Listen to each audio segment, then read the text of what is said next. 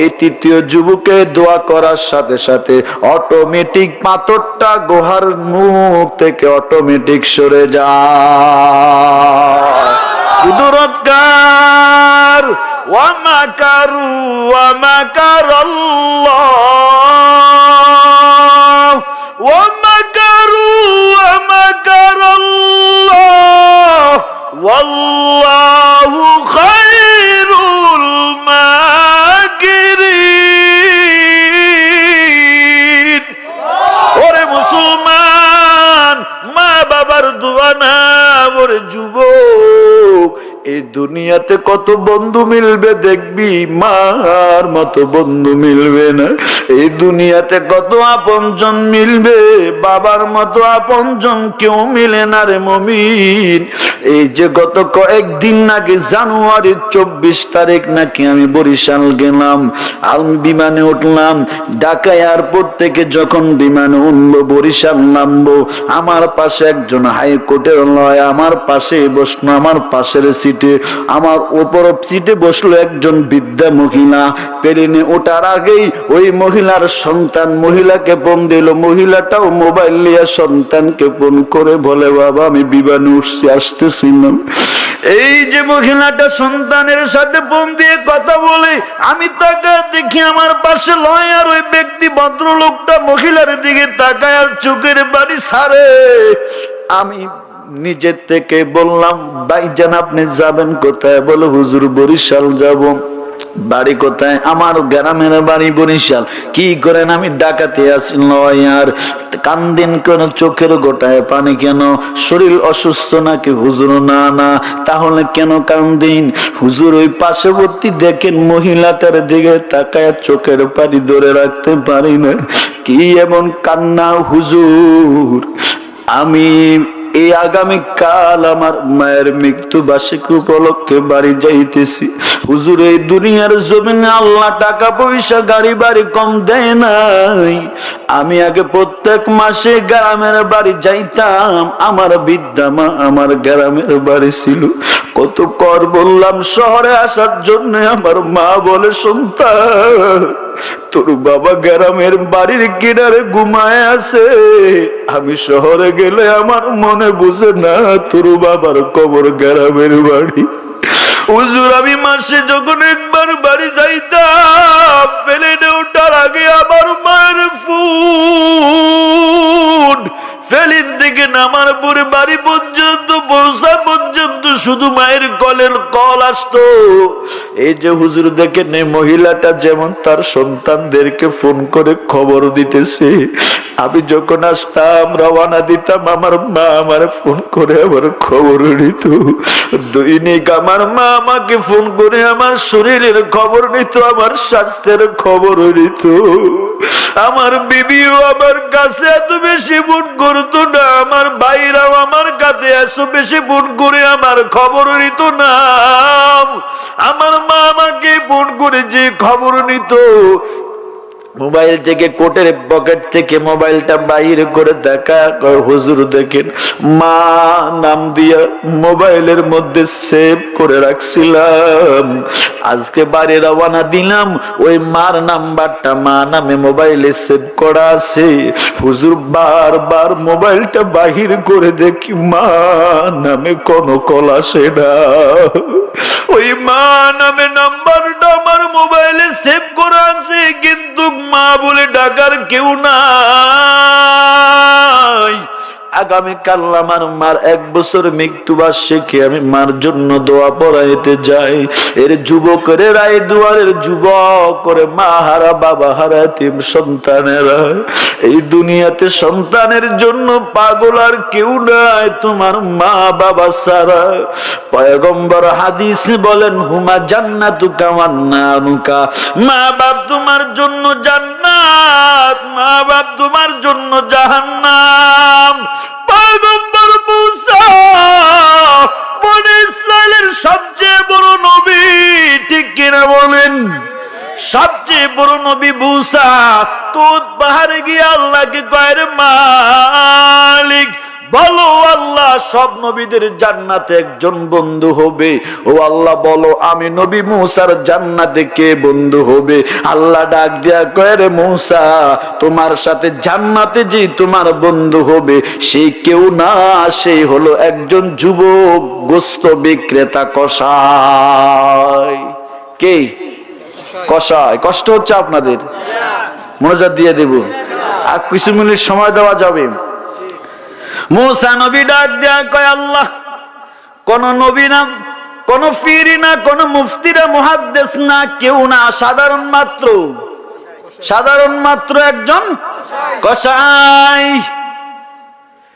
মুসা নবী আল্লাহর ডাক দেয়া কয় মালিক ওই গোস্তওয়ালা কসাইটাকে আমাকে দেখায়া দাও। আল্লাহ ডাক দেয়া কয় মুসা আমি যেটা জান্নাতে দিব সেটা দুনিয়ায় দেই না, যেটা জান্নাতে দেখায় সেটা দুনিয়ায় দেই না। মুসা নবী তো আল্লাহর ছাড়ে না। আল্লাহর ডাক দিয়া কয় মালিক যদি একটু দেখায় দিতে আমি কারো কাছে কমু না, কারো কাছে বলবো না, একটু সুবে সুবে আমারে দেখায়া দাও। মুসা নবীর মনে ধারণা হলো আমি একজন পয়গম্বর মুসা নবী হইয়া আল্লাহ সাধারণ একজন কসাইকে আমার সাথে বন্ধু বানাবেন জান্নাতে, তাহলে কসাইটার নিশ্চয় কোনো ভালো আমল আছে না? না। এবার ভালো আমল কি শুনবেন? 5 মিনিটে বলে দিই। মুসা নবী আল্লাহ রেখে আল্লাহ দেখায়া দাও। আল্লাহ বলেন ও মুসা যাও অমুক এলাকায় অমুক বাজারে একজন যুবক দেখবা, চেহারা এমন, চেহারার গঠন আবৃত্তি এমন, ওইখানে গিয়া দেখবাম ওই যুবকটাই হলো জান্নাতে তোমার বন্ধু হবে। মুসা নবী সকাল সকাল রওনা দিল, গিয়া বাজারের কিনারা দাঁড়ায় আছে। যে যুবকের কথা আল্লাহ মুসা নবীকে বললেন ওই যুবকটা গরু জবাই করলো, গোস্ত ফাইল করলো, গোস্ত বিক্রি করা শুরু করে দিল। মুসা নবী দূরের থেকে তাকায়া তাকায়া দেখতেছে ওই যুবক গোস্ত বিক্রি করলো, কিন্তু কলিজাটা আলাদা একটা পোটলা বেঁধে পাশে রেখে দেয়। গোস্ত বিক্রি করা শেষ হয়ে গেল, গোস্ত বিক্রি করা শেষ।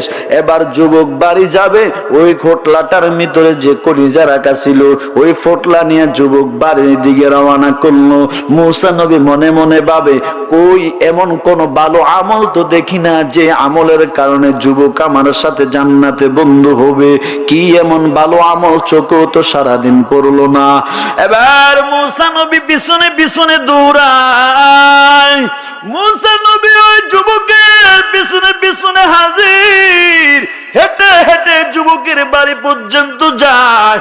যুবক বাড়িতে গিয়ে যখন দরজাটা খুললেন ওই দরজার উপরে সিক্কার মধ্যে টাঙ্গানো একটা বৃদ্ধা মহিলা, চুল পাকা একটা বৃদ্ধা মহিলা। ওই সিক্কার উপর থেকে যুবক মহিলাটাকে নামায়া নিজের হাতে গোসল দিলেন।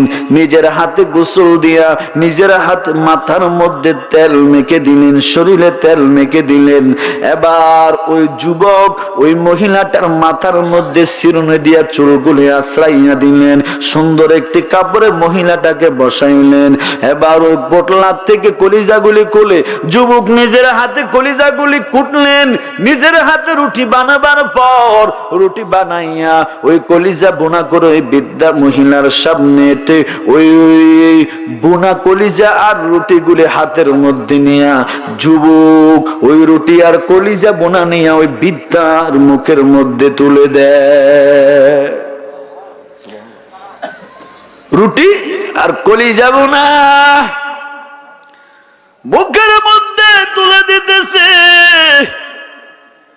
মহিলাকে রুটি আর কলিজা খাওয়ানোর পর মহিলাটা খানার পরে ওই যুবক নিজের হাতে মায়ের মুখ মুছে দিলেন।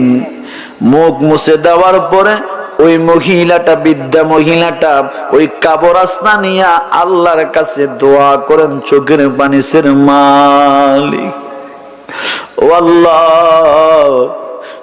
তুমি নাকি বলছো দুনিয়াতে সন্তানের জন্য মা বাবার দোয়া সবচেয়ে বড় কবুল হয়। ও ও আল্লাহ, সন্তান নাকি মা বাবার জন্য কোন দোয়া করলে তুমি খালি হাতে ফিরাও না।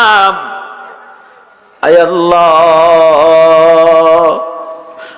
আমার এই যুবক ছেলেটা গোস্ত বিক্রেতা, সাধারণ একজন কসাই, দৈনিক গরু জবাই করে গরুর গোস্ত বিক্রি করে, কিন্তু আমি মা কলিজা বোনা পছন্দ করি, আমার সন্তান কলিজা বিক্রি করে না।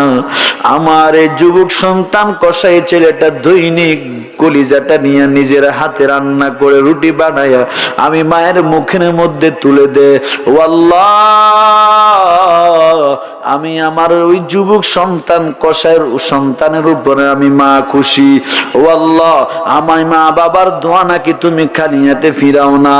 আয় আল্লাহ, আমি আমার সন্তানের জন্য দোয়া করতেছি রে মালিক, ও আসমানের মালিক, তুমি নাকি সন্তানের দোয়া খালি হাতে ফিরাও না। আয় আল্লাহ, আমি আমার সন্তানের জন্য দোয়া করে দিতেছি। আয় আল্লাহ, তুমি আমার সন্তানের জন্য আমি মার দোয়াটা কবুল করে নাও। শুনছিলাম এ জামানার সবচেয়ে পয়গম্বর নাকি মুসা নবী।